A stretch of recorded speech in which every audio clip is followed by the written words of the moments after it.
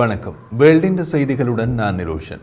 உக்ரைனில் நடக்கும் போர் தொடர்பாக பிரிட்டிஷ் வெளியுறவு செயலாளரின் கருத்துக்களுக்கு பதிலடியாக ரஷ்யா பிரிட்டிஷ் ராணுவ தளங்களை தாக்குவதாக அச்சுறுத்தியது. அத்துடன் போர்க்கள அணு ஆயுத பயிற்சிகளை நடத்த ராணுவத்திற்கு உத்தரவிட்டுள்ளது. பிரிட்டிஷ் வெளியுறவு செயலாளர் டேவிட் கேமரோன் பிரிட்டன் உக்ரைனுக்கு வழங்கிய ஆயுதங்களை பயன்படுத்தி ரஷ்யாவுக்குள்ளே தாக்குதல் நடத்த நாம் அனுமதி கொடுத்துள்ளோம் என்றார். ரஷ்ய பாதுகாப்பு அமைச்சு வெளியிட்ட அறிக்கையில் ரஷ்யாவுக்கு எதிரான சில மேற்கத்திய அதிகாரிகளின் ஆத்திரமூட்டும் பேச்சுக்களுக்கு பதிலடி கொடுக்கும் விதமாக தெற்கு ராணுவ மாவட்டத்தின் துருப்புகள் மூலோபாயமற்ற அணு ஆயுதங்களை பயன்படுத்தி போர்க்கள அணு ஆயுத பயிற்சிகளை தொடங்குவார்கள் என்று குறிப்பிட்டுள்ளது. உக்ரைனுக்கான துருப்புக்களை அனுப்புவதற்கு சாத்தியக்கூறுகளை நிராகரிக்க மாட்டேன் என்று பிரெஞ்சு ஜனாதிபதி மேக்ரோன் கூறிய சில நாட்களுக்கு பின்னர் இந்த அறிவிப்பு வந்தது. ரஷ்யாவுக்குள் உள்ள இலக்குகளுக்கு எதிராக பிரிட்டிஷ் ஆயுதங்களை எவ்வாறு பயன்படுத்தியது என்பது உக்ரைனை பொறுத்தது என்றும் கேமரோன் கூறினார். ரஷ்யாவுக்கான பிரிட்டிஷ் தூதர் நைஜல் கேசி நேற்று திங்கட்கிழமை ரஷ்ய வெளியுறவு அமைச்சுக்கு அழைக்கப்பட்டார்.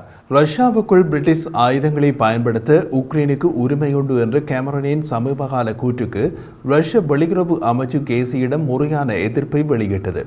இந்த கூற்று இங்கிலாந்தை மோதலில் ஒரு உண்மையான கட்சியாக மாற்றியது என்றும் அவரிடம் தெரிவிக்கப்பட்டது. பிரிட்டிஷ் ஆயுதங்கள் மூலம் ரஷ்யாவுக்குள்ளே உக்ரைனிய தாக்குதல்களுக்கு பதிலடியாக வெளிநாடுகளில் உள்ள எந்த ஒரு பிரிட்டிஷ் ராணுவ வசதிகள் மற்றும் உபகரணங்களை குறிவைக்கப்படலாம் என்று கேசி எச்சரிக்கப்பட்டார் என்று ரஷ்ய வெளியுறவு அமைச்சு ஒரு அறிக்கையில் தெரிவித்துள்ளது.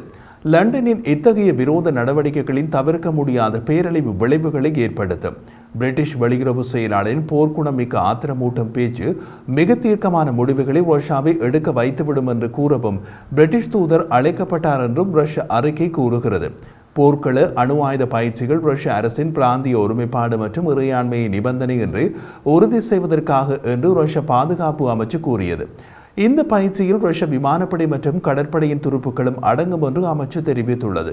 ரஷ்ய ஜனாதிபதி அவ்வப்போது தமது நாடு அணு ஆயுத போரை எதிர்கொள்ள தயாராக இருப்பதாகவும் கண்டம் விட்டு கண்டம் பாயும் ஏவுகணைகளை பயன்படுத்தும் மூலோபாய அணு ஆயுத பயிற்சிகளை நடத்துகிறோம் என்று எச்சரிப்பது ஒன்றும் புதிதல்ல. அது வழக்கமாக நடப்பதுதான். ரஷ்யா தந்திரோபாய அணு ஆயுத பயிற்சிகளை நடத்துவதுதான் வழக்கம். அது குறைந்த விளைவுகளை கொண்டு ஆயுதங்களை பயன்படுத்தும் பயிற்சி. மூலோபாயமற்ற அணு ஆயுதங்களை பயன்படுத்தி போர்க்கள அணு ஆயுத பயிற்சி என்று ரஷ்யா இம்முறை அறிவித்திருப்பதால் போர்க்களத்தில் பயன்படுத்தப்படும் ஆயுதங்களுடன் பயிற்சி செய்ய வேண்டும். ஒரு உக்ரைனிய அரசாங்க அதிகாரி ரஷ்யாவின் அறிக்கைகளை நிராகரித்தார். அவற்றை அணுசக்தி மிரட்டல் என்று அழைத்தார்.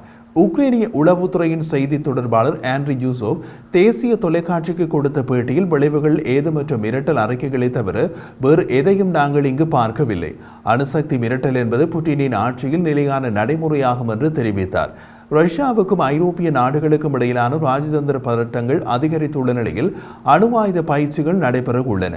ஜெர்மனியின் ஆளும் சமூக ஜனநாயக கட்சி மீது 2023 சைபர் தாக்குதலை நடத்தியதாக மாஸ்கோ கூறிய பின்னர் நேற்று திங்கட்கிழமை ரஷ்யாவுக்கான தனது தூதரை ஜெர்மனி திரும்ப அழைத்தது.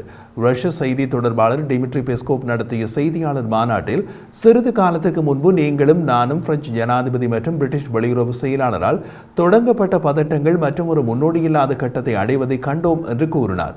அவர் மேலும் கூறிய போது அது மிகவும் ஆபத்தான சொல்லாட்சியாக இருந்தது.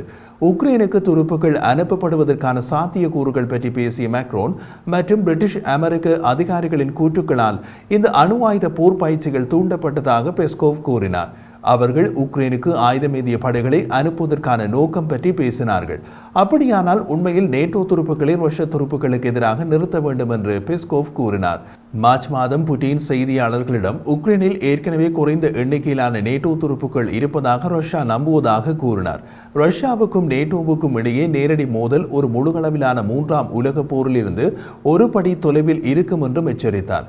யாரும் இதில் ஆர்வம் காட்டவில்லை என்று நினைக்கின்றேன் என்று முடித்துக் கொண்டார்.